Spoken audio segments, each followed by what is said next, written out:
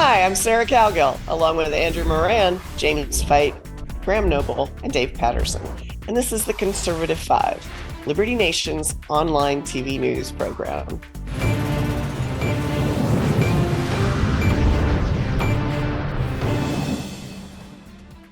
The Democratic Party nearly propped up Senate candidate John Fetterman on his near-death bed to retain power. Fetterman was victorious, clearly in very poor health. That mattered to no one, including his wife, apparently, in the DNC. Nope, he's good to go. He's good to go. Fast forward 2 years. Fetterman is feeling better, looking healthy, and regaining his sass, and thinks everyone is out to get him. Andrew, you and I have talked about Fetterman here and there, just randomly. However, did he make so many people mad? Well, this summer, in a world where drooling 9-year-old politicians have no idea what the legislation says and are told how to vote, comes a cognitively impaired politician who becomes a senator and repairs his brain and his politics. Coming soon to a theater near you, the feel-good story of the year, John Fetterman, the born-again conservative, starring Will Smith as Senator Fetterman and Joe Biden as Donald Trump because he forgot who he was. Good night, everybody. But in all seriousness, this has been my favorite underreported story in recent months, as Sarah alluded to. Here's a guy who's now talking about how the South African government's targeting white farmers. Here's a guy who's talking about the border crisis that most Democrats are not. Here's a guy who's asked why Hamas is not standing down, why Hamas is not being told to stand down, but Israel is. Here's a guy who called out Bob Menendez while everyone was focused on George Santos. So this whole transformation of Fetterman has been remarkable. I see a lot of the conservative reaction on X or Twitter, whatever you want to call it, and they're saying, "Hey, we'll forgive him wearing his hoodie and his gym shorts if he keeps talking like a conservative, and even better than a lot of Republicans in name only." So the Fetterman, this is the guy to watch in 2024, and I can't believe I'm saying this. Jim, he recently made a pretty bold statement, and I'm going to quote him here. "There are ones that are rooting for another blood clot. They have both now been wishing that I die." End quote. Is he right or a little paranoid? Well, maybe a little bit of both, but he's definitely right. As Andrew pointed out, a lot of folks on the right see him as a sort of like in his epic movie trailer guy voice, the born again conservative. The thing is, yeah, there are some folks on the right that are give the whole like, I wish he'd just throw another clot and die already. You're going to get that on both sides, which is interesting because usually that sort of dehumanizing, the ends always justify the means when you're, the holy crusader fighting the evil monster on the other side. That's more of a progressive left-wing ideology kind of thing. In the last 4 years or so, 5 years maybe, you've really been seeing that more from people that are like, from people who call themselves conservatives. They get to that kind of what to me strikes me as very left-wing mindset, even though they're still right of center on the issues. So I'm sure he is hearing it from the right some, but really it's the left right now. He's getting this a lot from Democrats. They're just wishing he would die, and I think there's two reasons for that. One, it's their default mindset, so it's kind of the go-to. But two, like, he was their guy. Like, he was supposed to be this great progressive messiah, assuming he survived. And oh, he did. He survived. He did. He's back and better than ever. He's back, tan, rested, and ready. But yeah, no doubt. But no, he was their guy, so they feel betrayed now. So I mean, that only like intensifies the evil of his backing, Israel and white people in South Africa. How dare he? Are his policies changing, Graham, or is this just something that he's actually able to speak out? And maybe this has always been what he's have in his little political brain. I don't know. Well, I hate to use this tired cliche, but at the end of the day, It really comes down to how they vote, not what they're saying in public about any issues. It comes down to which way do they vote when the rubber hits the road, if you like. I personally never wished John Fetterman any ill. I believed it was ridiculous that he continued to run for office after his stroke, and he clearly wasn't physically or mentally capable of fulfilling any kind of role at that time. That's how I thought, and I thought what he should have been doing is going home and recovering and getting well rather than running for office.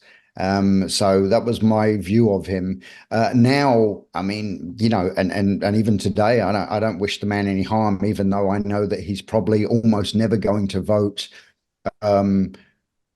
the way that I, from a personal political point of view, would like him to vote. But I do admire the fact that, because on the left, Republicans will often rebel against the party line, but Democrats rarely do. They are very much kind of a monolithic party where everybody toes the line.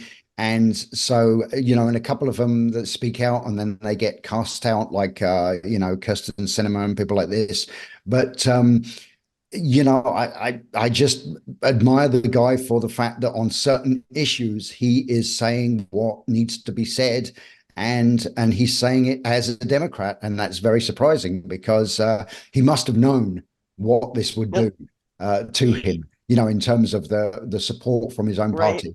So, like I said, at the end of the day, will he really? Well, this isn't unusual. I mean, I've seen it happen Republicans, before. I don't know, but good for him for speaking out on certain important issues. I mean, Dave, you remember when Clinton got elected, and after his first year in, he gave the State of the Union and apologized. He said he went too far left, and I heard you, America. And so that was, I think that was the Republican pact when they did the Pact with America. What was that called? I can't remember it right now. You're right. Anyway, the Newt Gingrich initiative, right? Yeah. Contract with America. It was a contract huge with landslide. America. And Clinton actually said, I hear you. And he backed off, and he went back to being more of a centrist and less of a hard left. Of course, hard left in the 90s isn't nothing like it is now. But is he actually changing his mind, or is he just thinking he's bulletproof and he's gonna just speak out while he can? Yeah, I don't want to put anything of what I think into John Fetterman's mind, such as it is. But I think you also have to realize that he's been through a lot of medical issues that are normally debilitating. So whatever he said early on, can you put any more stock in it than what he says now? I think that if anything, this medical problems that he's had may have just simply cleared him a little bit closer to common sense, because what he had said are common sense, thoughtful things. And I mean, nobody's going to go to John Fetterman for sartorial advice. So, are you sure?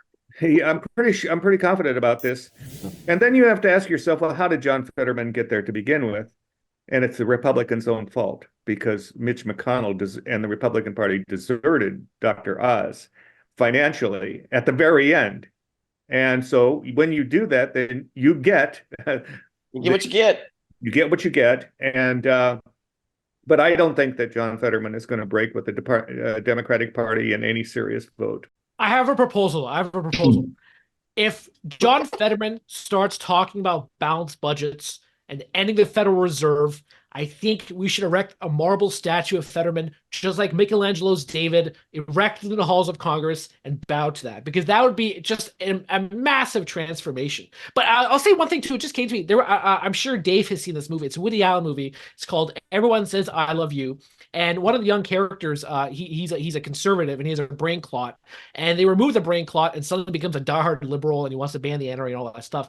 But this is the exact reversal with John Fetterman. You know, he solves his brain problems, and then suddenly he leans a little bit more right. So I thought so. Those are my two takeaways from this conversation. Oh my I gosh, don't think he's leaning right as much as he's not leaning over so far He's left. finally There you just go. standing up That's a straight. great. That's all it That's is. a great conclusion there, Sarah. Yeah. And the other thing I'm just from observing, because Andrew likes to send me all this randomly weird information, is he doesn't seem to be. I mean, he seems to be just John Q. American. I mean, we got to do something about the border. We got to do something about this. Got to do something about that. And I mean, you've seen what happened when Eric Adams of New York City makes a big, bold statement about sanctuary cities and immigrants. He gets wiped out, man. The FBI's at his house digging through stuff, looking to find files or this or that. I mean, I personally, if I was a elected Democrat, I think I'd probably be towing the party line. Yeah, Well, but I think you can anticipate that Fetterman will, like I said, and like Graham said, on major votes, he's going to be right in the middle and of the Democratic point of view. And I don't think we should be surprised otherwise, because remember, there is always the next election, and even senators who are relatively new have that in the back of their minds. Well, no matter the issues, Liberty Nation wishes John Fetterman all the best. I know we sounded a little rough and tumble here, but we do. And all right, we are a tiny bit proud that he is standing up for his constituents to boot. Thanks, panel.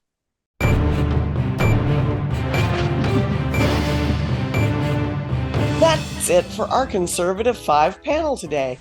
Check out our other C5 shows and segments on your favorite video platform, YouTube, Vimeo, Rumble.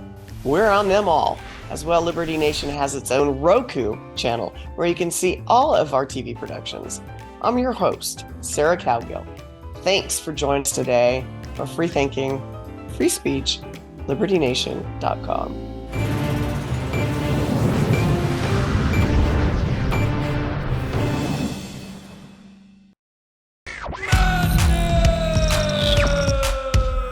Don't get caught up in the media madness.